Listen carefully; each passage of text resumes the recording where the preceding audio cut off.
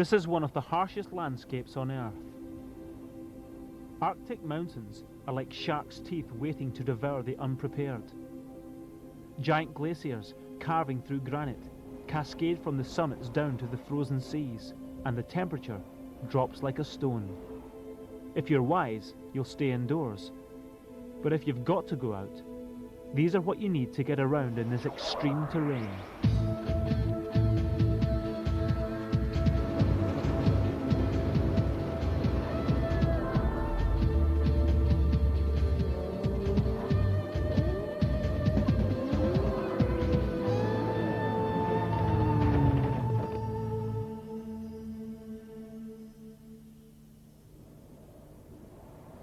There's no problem with noisy neighbours here.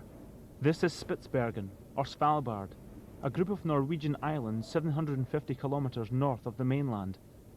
There's nothing north of Spitsbergen but the Arctic Ocean and the North Pole. But even here a tenuous community has formed. Fur trappers, scientists and workers at the world's most isolated coal mines live throughout the islands, which cover twice the area of Denmark.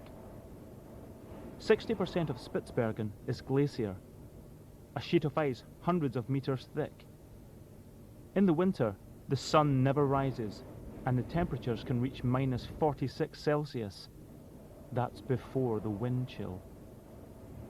There's snow all year round here, and the roads stop at the edge of town. Supplies and equipment for the mines have to be shipped in by sea, and that's frozen too.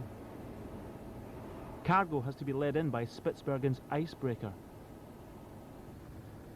This tough little ship is Spitsbergen's lifeline. Progress is slow, around 200 meters an hour, as it repeatedly rams its reinforced hull into the sheet ice, which is up to 2 meters thick. And when the situation calls for a speed greater than a kilometer every 5 hours, Spitsbergen's rescue team provide another lifeline. Their 24-seater Puma helicopter is specially adapted for the conditions. The rotor blades and tail blades are electrically heated to prevent icing, and the stabilizer has a de-icing rubber boot fitted. Don't try this at home. Winching out in wind chill of 70 below onto a frozen deck of a moving ship requires nerve and the millimeter perfect control of a pilot with absolute faith in the performance of his machine. With a cruising speed of 120 knots, a maximum altitude of 7,000 meters and a 5-hour range, there's not many places this helicopter can't go.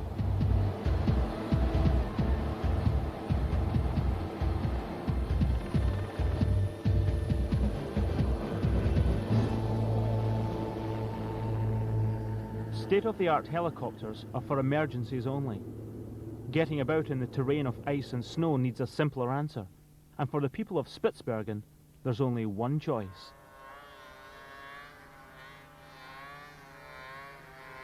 The snowmobile is a simple yet effective means of getting about fast on the snow.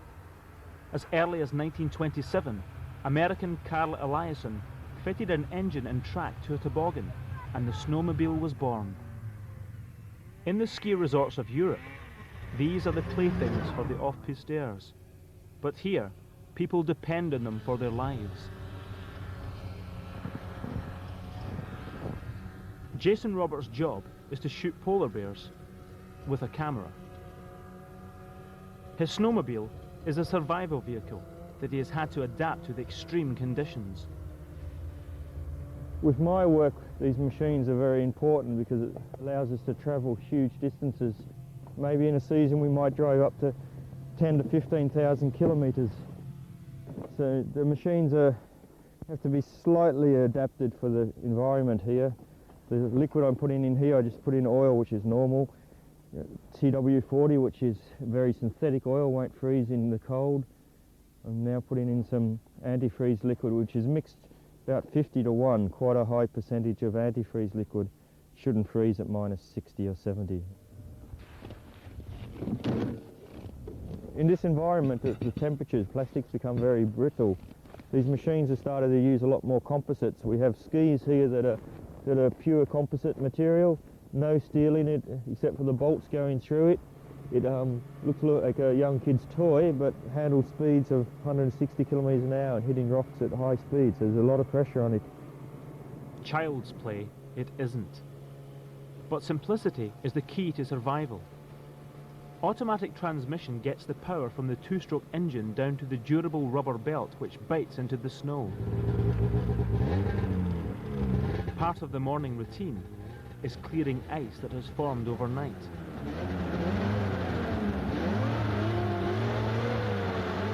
But preparation for a journey here means more than topping up the oil and making sure there's something to eat en route. Besides 3 layers of thermal clothing, there's an all-in-one snowmobile suit, fur-lined hat, special gloves, boots, protective elephant mask and goggles. But the special equipment doesn't stop there. Jason also takes a double sled load of fuel, satellite beacons, VHF radio, GPS, and a rifle to warn off polar bears.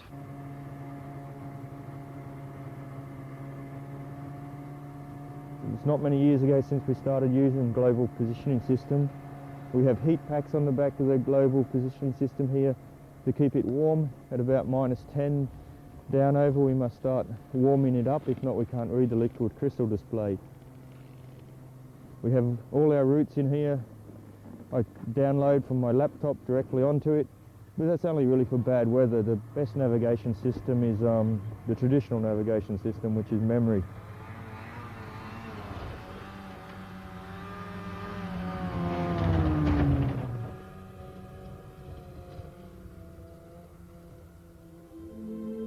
For 2 months of the year, Spitsbergen is plunged into total darkness.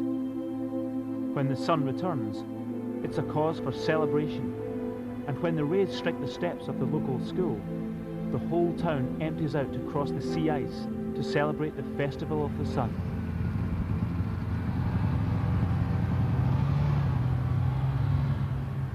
Even with thousands of square kilometres of space, parking can still be a problem.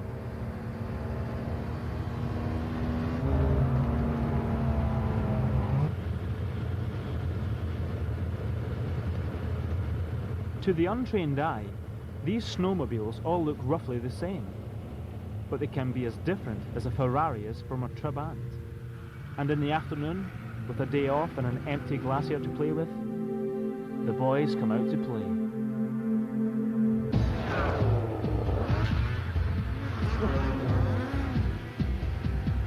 These are high-performance snowmobiles, nimble single-seater sports machines built for speed and adrenaline, with engines taken straight out of muscle bikes. Communicating through shortwave radios in their helmets, one of Norway's top snowmobilers and friends put their vehicles through their paces, kindly demonstrating the belt drive principle. These machines top 180 horsepower and are capable of 250 kilometers an hour.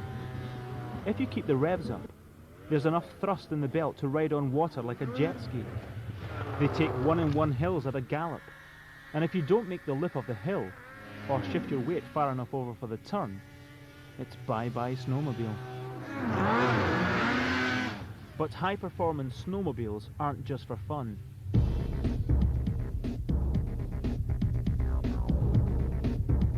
These are Norway's snow scooter commandos, reconnaissance troops designed for swift location of the enemy behind the lines.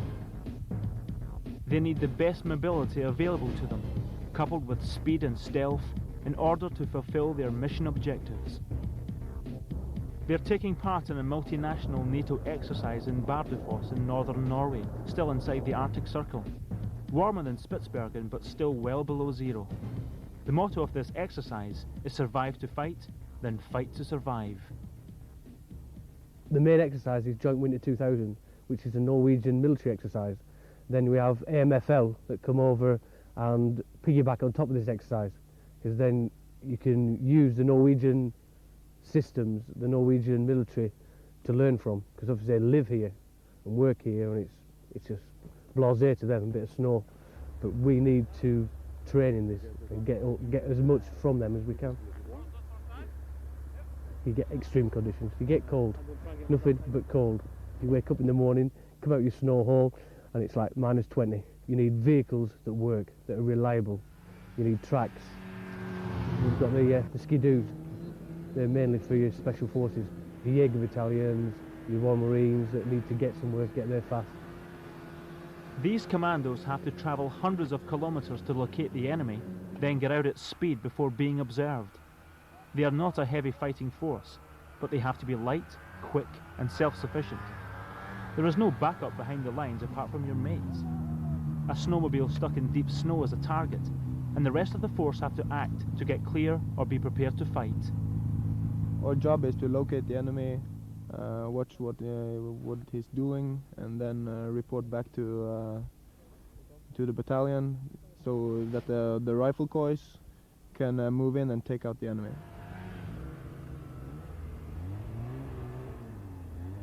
When we're getting close to the area where the enemy might be, we park it, hide it in bushes or maybe down in the snow, and we will walk to get close enough on the enemy. But you can't fight a war with 4 rifles and a snow scooter. To get men, kit and guns in place requires a different solution. Time for the big boys' toys to make an appearance.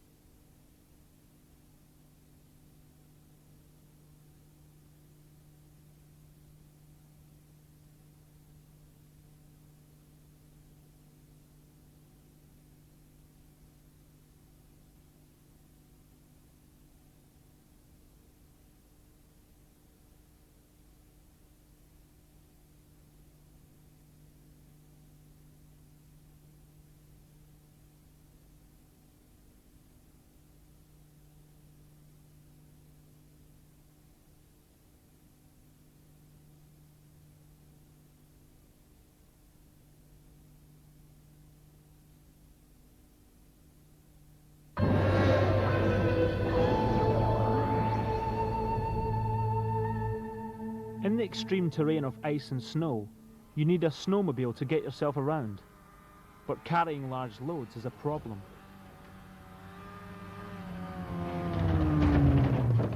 This is Spitsbergen's first solution to the problem.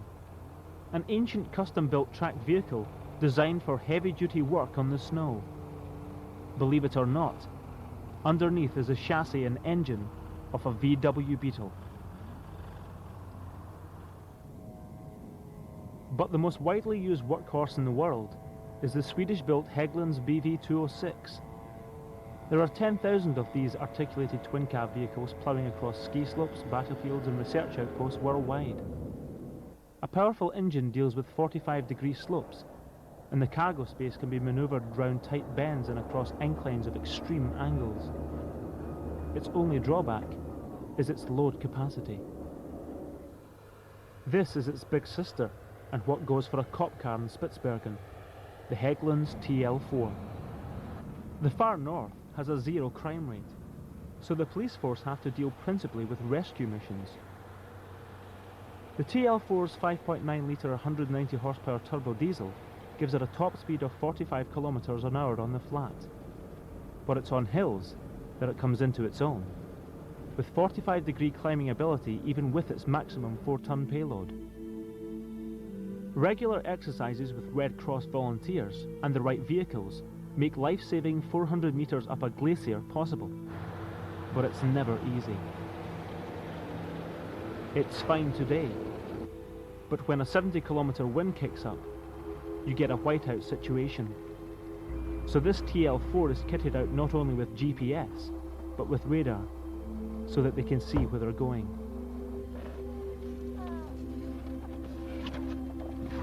The increased cabin size and wider cargo space of the TL4 allows room for 6 casualties, plus rescue team, whilst retaining the vehicle's performance.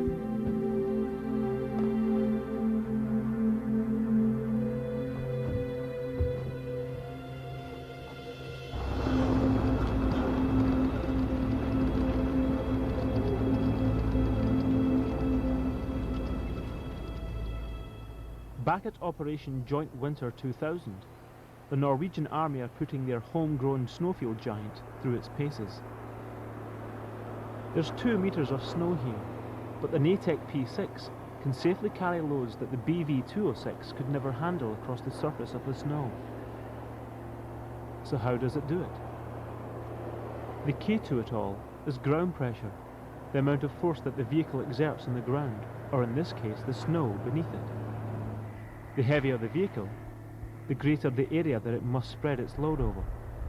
The P6's tracks are 66 centimetres wide, and where they meet the ground, 2.25 metres long. So despite the 2 cars weighing in at nearly 15 tonnes fully loaded, it exerts less ground pressure than a soldier.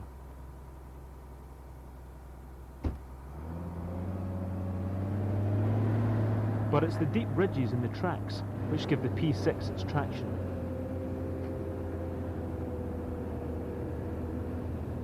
Friction is very important.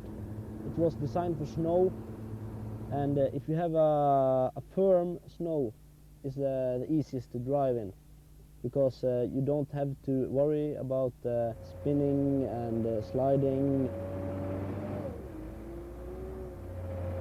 Hydraulic steering between the 2 cars and a stepless gear system gives manoeuvrability and seamless drive in a landscape strewn with trees, rocks and sudden gradients.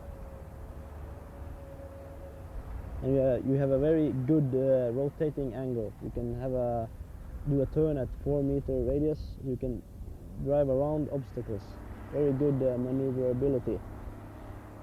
We have a stepless speed adjustment, which we can turn down. And when we do this, you lower the speed of the vehicle without lowering the throttle of the engine. So you have maximum power of the engine to pull forward the vehicle at less speed. And this is a great help in steep situations when you want more power to get forward, but not necessarily so fast.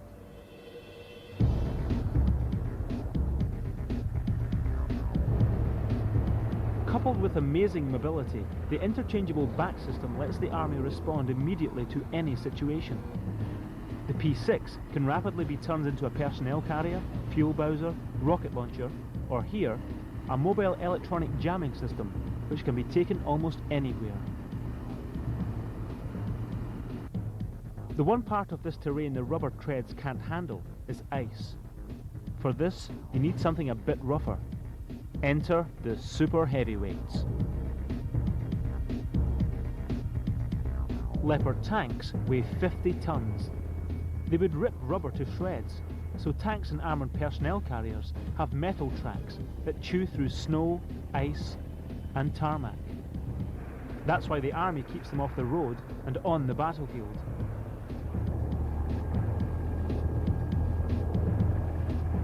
They can go anywhere, and that's the way the Army likes it. Page 1 of the manual says you have to get your guns to where you want to shoot them.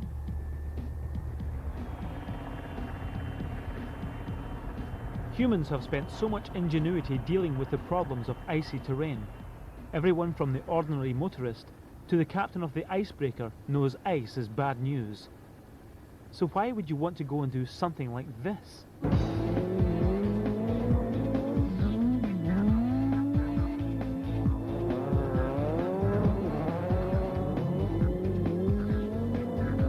To most of us, it's our worst nightmare. Icy roads mean almost zero control. But in wintertime, there's no track racing in France. So it seemed like a good idea to build special ice cars.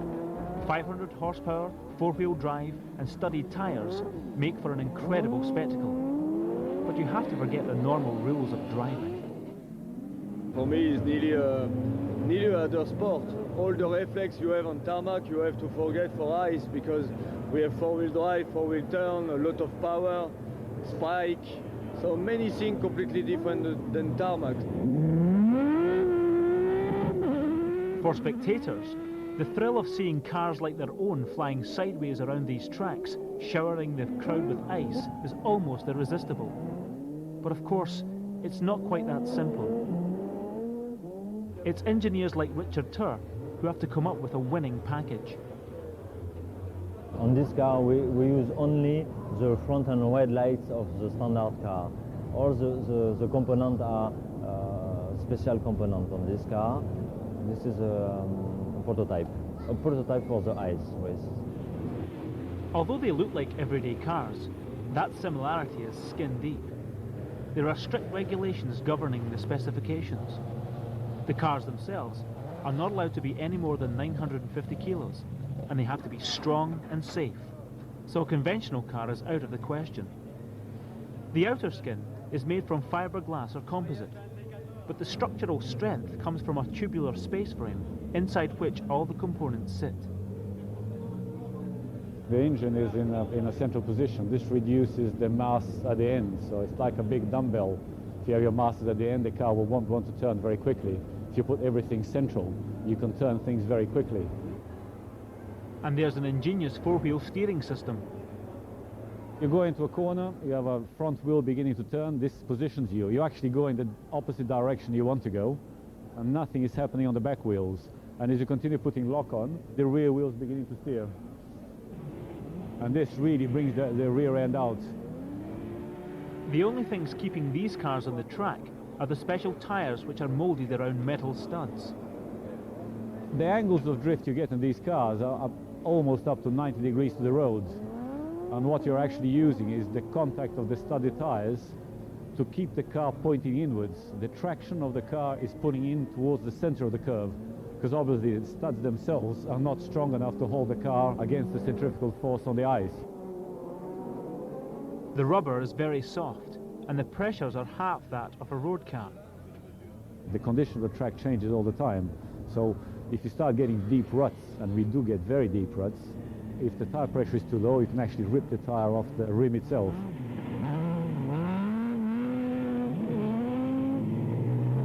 The drivers use full throttle nearly all the time, and although the cars hit around 70 kilometers an hour, all four wheels are turning at near 120 kilometers an hour, scrabbling for that very last ounce of grip. In order to maximize the grip available, the cars have a multitude of aerodynamic aids, squeezing them against the ice.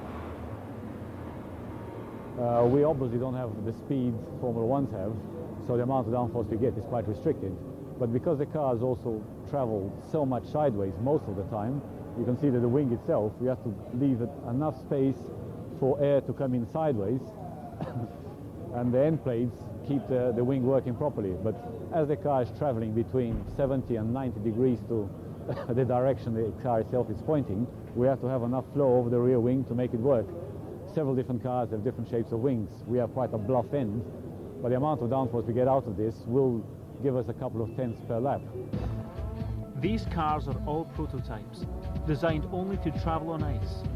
But technology, like four-wheel steering, will almost certainly find its way into cars that we buy, making roads safer.